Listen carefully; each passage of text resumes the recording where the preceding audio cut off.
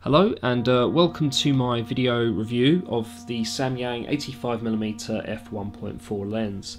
Now I've shot almost all of this video at about f1.4 to f2 2.4 at ISO 100, basically just trying to achieve as maximum depth of field that I could. I did amp up the shutter speed to stupid levels because I was naive and didn't buy my ND filter at the time and just thought that the one I had in my camera bag was the same size as this lens, but it wasn't.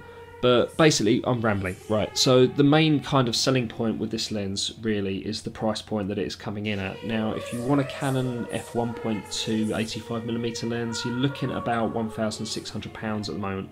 This lens is retailing for about £240, and in terms of optics, they're very, very close. Now, you are missing out on the autofocus motor, so if you're using this for stills, it's probably not going to be ideal. You probably would be better off spending your money on one of the other lenses, but for us video guys, bang on, it's awesome.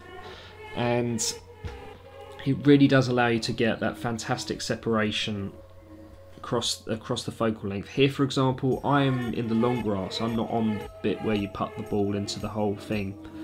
Don't know my golf, but that's how far away I was, and that's how easily it was to throw the background out, which on obviously shorter length lenses is a lot harder to do.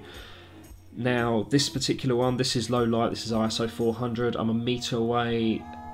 He's sort of slightly soft because either I've missed my mark or he's missed his mark, but the cigarette is blurred out. That's how narrow the focal length you're talking about is, and it really will allow people to get some great shots when they work properly to that. It also, because I'm shooting this on the Canon 550D, allowed me to get that a little bit closer to the subject. I think it behaves something like a 136mm lens is what it equates to with the crop factor.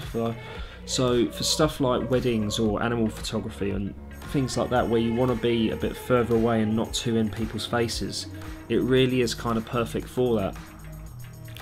That said, it isn't an entirely perfect lens. I was spotting a fair bit of chromatic aberrations popping up in the stuff that I was shooting, particularly in a photo which I think is about to pop up in a second of my cats. Have I got the order right? Yep, I have. Okay, right. So there's a photo of my cat, and you can quite clearly see the chromatic aberrations popping up around his little whiskers. Now, yeah, that's forgivable for stills, but it was also rearing its head in video mode. Here, for example, if I blow up the shot of the flagpole, at f2.4 you can't really see too much, but as you begin to open the iris up a bit, you can begin to see those purple edges again creeping in around the flagpole on either side, which is not ideal, not in video mode, not at all. I also was experiencing a bit of colour focus fringing, sorry, I've got my terms mixed up there, which you can see around the top of that guy's hair about now, which again is not ideal, but this was by far the worst shot. I saw this on the Canon 550D LCD without too much zooming in, and you do not want to be seeing stuff like that on the Canon LCD, which is, as everyone knows, a little bit shy. So really, it's for that very reason I would not want to treat this lens as a 1.4. The way the optics just improves so much when you begin to approach the camera sweet spot, which I think is about 5.6 on this lens. You want to be using 1.4 predominantly for emergencies.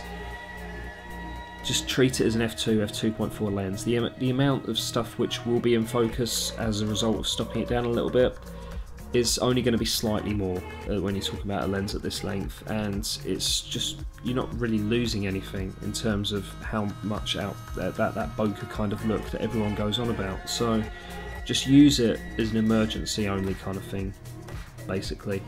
It is an extremely nice lens, the build quality is very good, the lens caps are crap, you want to throw those out as soon as you get those and get in some other ones.